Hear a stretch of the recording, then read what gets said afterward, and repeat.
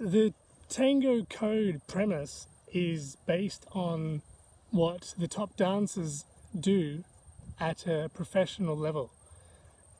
It's about efficiency and biomechanics. So it's not overly romantic, but I can guarantee you it's literally what they do, and I've instilled that into this philosophy called the Tango Code. I'm now going to explain to you the two main principles of Tango Code, and this is literally what the top professionals do at a base level. That ensures that they are composed, they move smoothly, they're connected, they can be like musical together, they don't rely on each other, and these techniques are the foundational techniques, but they are the most important thing that you could repeat in your tango in order to dance well with your partner for following and leading. So let's go over point. Point is your weight on the inside of the standing foot. So we'll say that we're on our left axis of your spine, on the inside of the ball of your standing foot, so we're on our left, so that your toes are engaged. And we're pressing and drawing pressure through the ground or through this door on the grass. So we can do that on our right foot.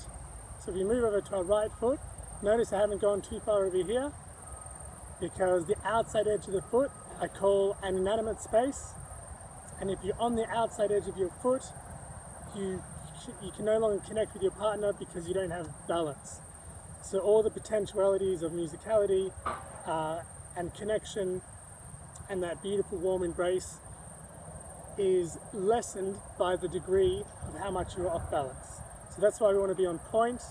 So we're on our right foot, the weight's on the inside edge of the ball of our standing foot. By weight, I mean our axis or our spine, so that our toes are engaged.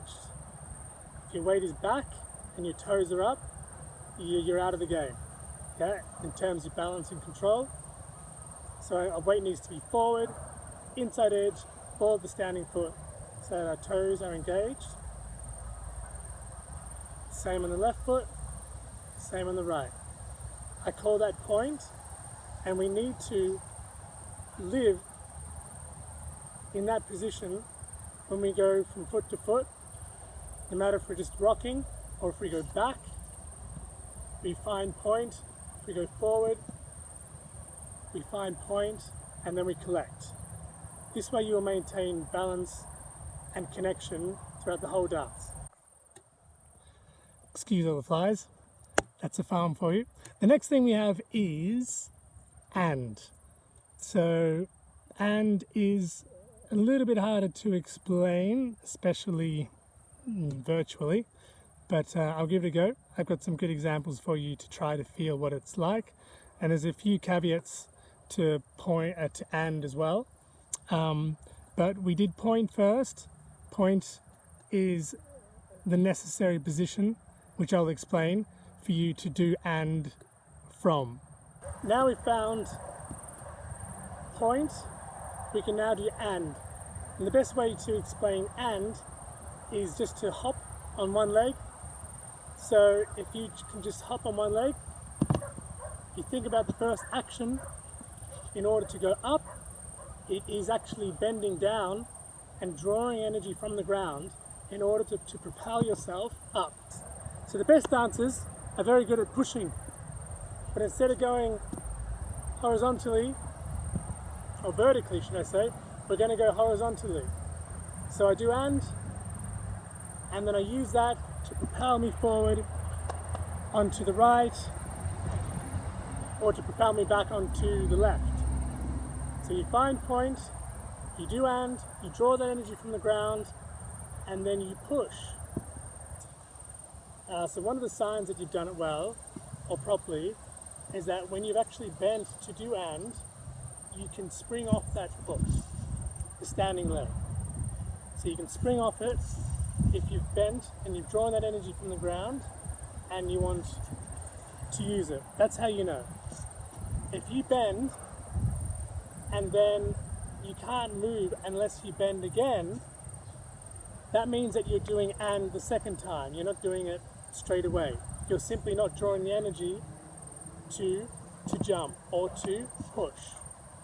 The reason why all this energy is so important for the top end dancers is that it's this energy that you create, that you send into the free foot, that makes your movements effortless.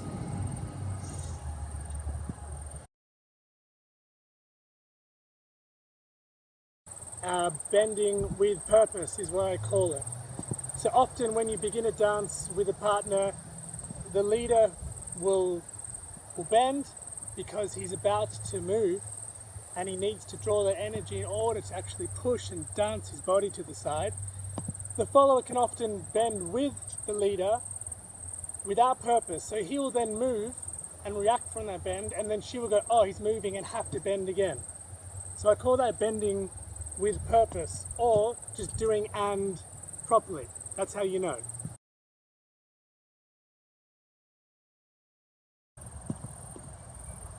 That you do and in order to move, but you must go to the free leg with the intention to do and.